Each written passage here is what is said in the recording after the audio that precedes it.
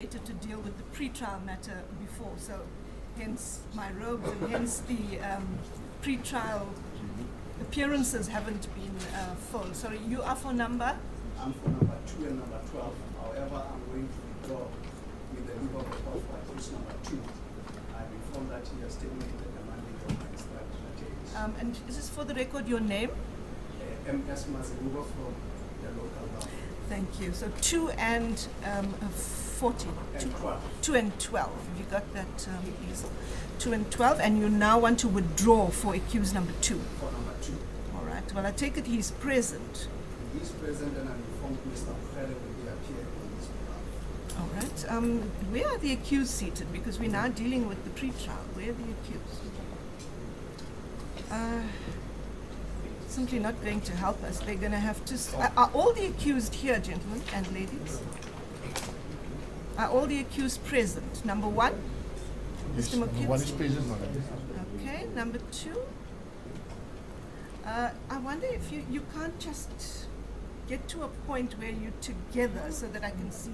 So number 1 and 2 are here. Number 3, Mr. Soni, are you there? And of course number 4, number 5. Who's representing? So, my lady, I explained the yes, position you number 5 to you. Mr. Jagna. That's great, my lady. And you said that the representative number 5 is not present It's due not to medical present issues. to foreign ill. Doctor's note will be furnished. But you in are due course. present for number 5, and then number 6 was, I think, Mr. Hodes, you said you're standing in. I was for- asked to stand in for number 6. Who is the, and is number 6 here?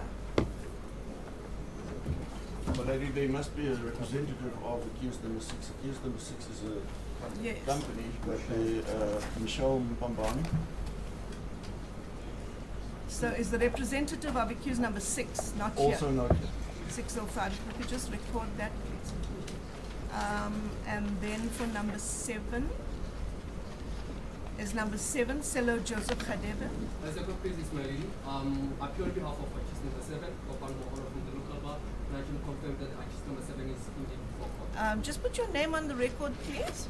Kopan Mohoro from the local bar. Mohoro. I appear on behalf of artist number 7. Okay, and accused number 7 is seated there, Mr. Khadebe. Then number 8 is represented by accused 7, so that's fine. Mr. Manyeki, accused number 9. As a court pleases my lady, I confirm that I appear on behalf of accused number 9 and 10 respectively. I am Machini Mutlomu from Legal Aid SA. Thank you, Mr. Motlo. So you for 9 and 10.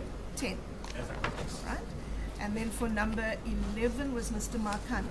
As a court pleases my lady, I appear for number 11 together with my Mr. colleague, Shabala. Shabala. Number 12, Ms. Mhlameli.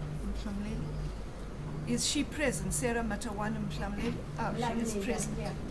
Good. And your legal representative? I appear for Mr. Mazibuko, you for number 11. Okay. I mean number 12. And then number 13, Mr. Magashule, is he present? Thank you. Mr. Hodes? My lady, now please explain to you that the accused were given designated spaces. Oh, I They see. have a piece of paper in front of each of them. I telling them can't where to actually sit. see it, unfortunately. but- That's why I wanted to explain it to your ladyship. So there, I accused number see. 13 is present. For the record, my lady, I appear for accused 3, 4. I was standing in for 6, and 13 with my junior Miss Governor would be for all of Thank us. you. I can't see it, so these obviously due to COVID regulations. Yes, my lady, that would be. Good. Then number 14, Helena Molikwe. She's present. Legal representative for number 14. I appear for accused number 14. Thank you, Mr. Mary. And then number 15, Makepe. So He's present. I also appear for him. Okay, so you are appearing for It's 1, 14 and 15, my lady. 1, 14 and 15. All right.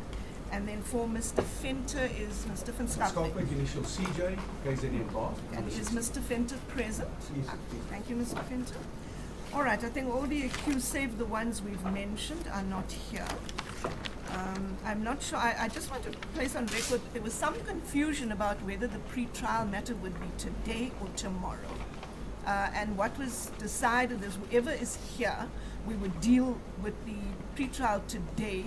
Also, for purposes of clearing the court in terms of COVID regulations, it would be better.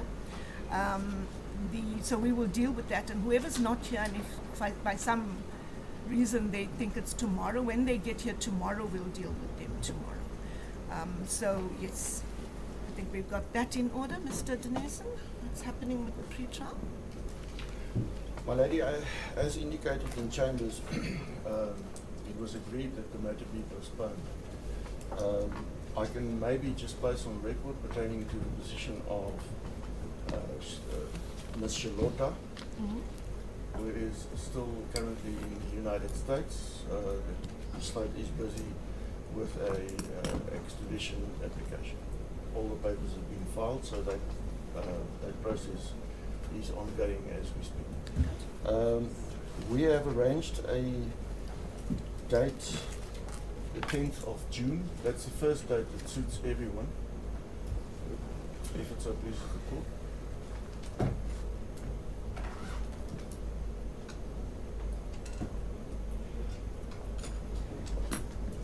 And the position of all the accused as previous, as it is.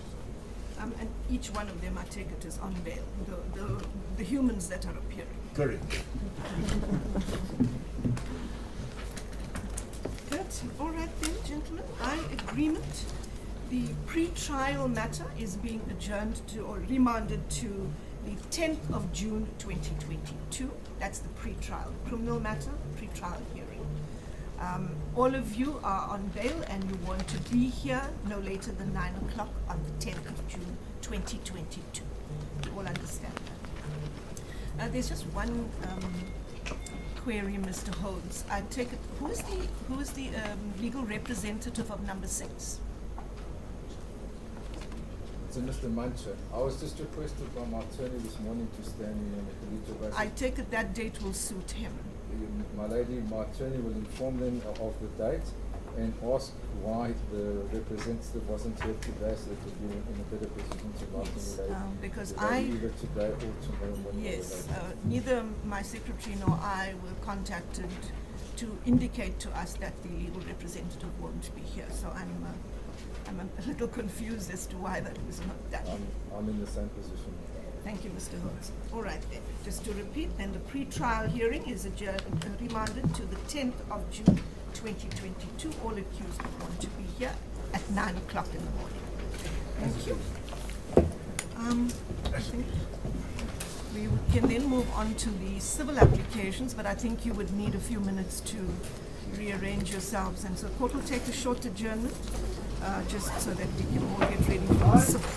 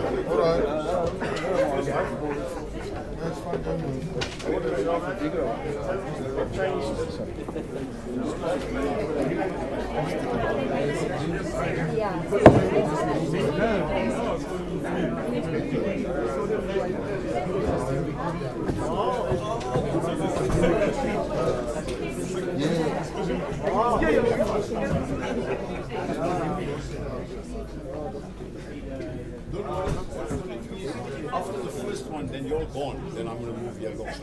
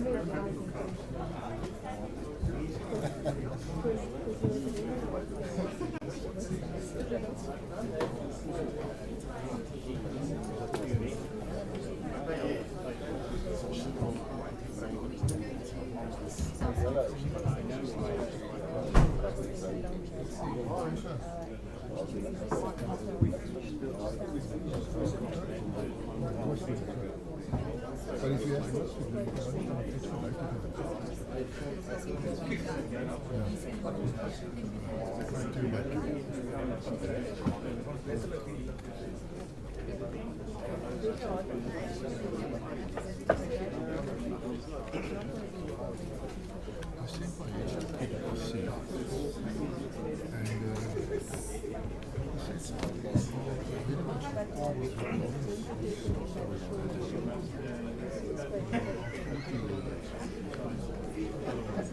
One of the state capture regulations, and then in the alternative, the evidence given on behalf of accused one at the State Capture Commission infringes his right to a fair trial as provided for in terms of Section 35 of the Constitution.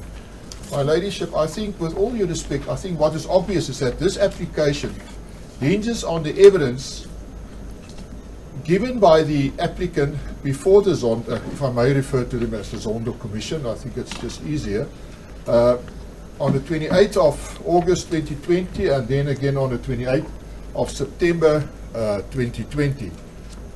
But prefacing that was the fact that the applicant was required to submit an affidavit in response to questions by the investigators of the Commission in January of 2020, and then I think the second one was in February of 2020. Now, one must accept that those affidavits would have formed part of his evidence before the State Capture Commission or the Zondo Commission then. Now, the first affidavit was basically an affidavit where he had been posed with certain questions by the investigators relating to his handling of the asbestos project as it is known, etc. The second affidavit had more particular questions, and that related to a payment of 650,000 Rand into the trust account of a firm of attorneys relating to a property transaction.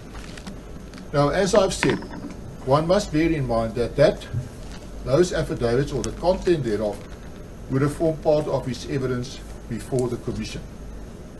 Now, the applicant in his founding affidavit, and my Ladyship, I have referred to it in the references in my heads, has said that he gave answers and he gave evidence at the Commission which became self-incriminating.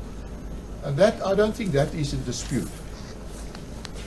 Now, what is in dispute is that the respondent says that it is not relying on any evidence which the applicant had given at the Commission, etc. It takes a further point and it says that the applicant is rather vague in what he has said. Now, the respondent has attached those two affidavits to its answering affidavit, and that would be at pages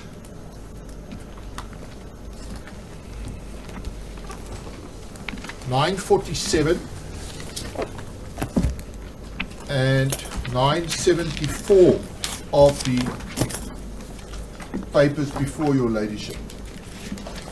Now, if one looks at those two affidavits, The first one was made and attested to on the, I may just get the correct date here.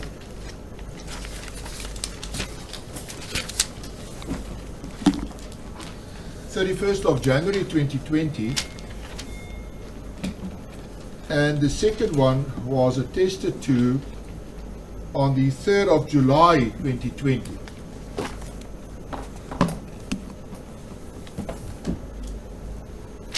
So one cannot argue that the applicant did not render evidence to the Commission which did not self-implicate him. The respondent says... Let me just understand, are you saying all of his evidence is self-incriminatory and it cannot be relied on? Well, there are large portions, and especially those set out in the two affidavits, which was also before the Commission, that where he incriminated himself. He was asked questions about his handling of the asbestos project, the approving the project, etc., awarding it, etc. And at one stage, I think in his affidavit, he says that I now realize in hindsight I did not handle it correct. Now that evidence has been placed before the Commission.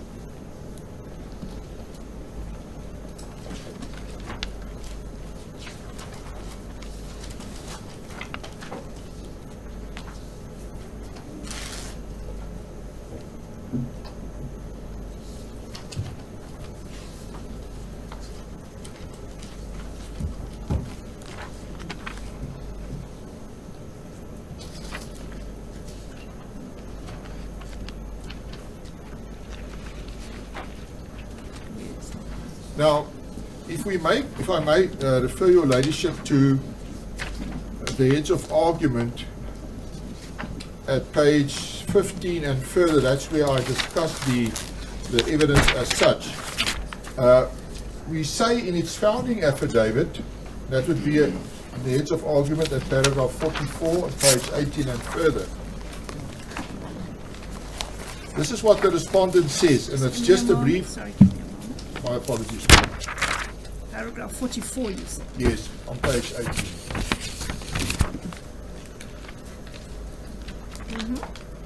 Now, this is a brief synopsis of what the grounds the respondent relies on in opposing the application. It first of all says the relief sought by the applicant is legally inept and ill-conceived. Then it says the applicant has not indicated what portions of its involvement in the asbestos project became known to the state through the evidence before the inquiry. Now I will return to that. It cannot be said with any degree of probability at this stage that it was any self-incriminating evidence that Mokezi gave to the inquiry which has led to the institution of the prosecution in question. Now I have referred your ladyship to the particular portion in the respondent's answering affidavit, and that would be page 863 of the papers, paragraph 48. Now, for the purpose of the corruption charge against Mokezi, in the criminal trial then, the state has not sought to rely on any self-incriminating evidence given by him in the statements he made to the inquiry. As such, the statement of Mkolisi Dukuhana constitutes material evidence and facts which the SAPS could take into consideration when determining whether there should be further investigation into the allegations made by Dukuhana at the inquiry and what he deemed asbestos size. My ladyship, we don't have any quarrel or quibble with the fact that the state can rely on Dukuhana's evidence or then use it for further investigation purposes. That is not the issue. The mere fact that the state intends using evidence obtained from the inquiry does not mean that Mokezi's evidence, insofar as any parts thereof may be self-incriminating, will be used at the criminal trial. Now, my lady, we say against that background that you have to decide on the relief sought by the parties. We say that the applicant has been criticized for not furnishing this honorable court with enough detail to substantiate his allegations. However, we submit that it is not necessary for him to do so. We submit that the merely has to show on the balance of probabilities that his right to a fair trial has been infringed, and there is no need to furnish a detailed summary of the applicant's evidence before the State Capture Commission. We submit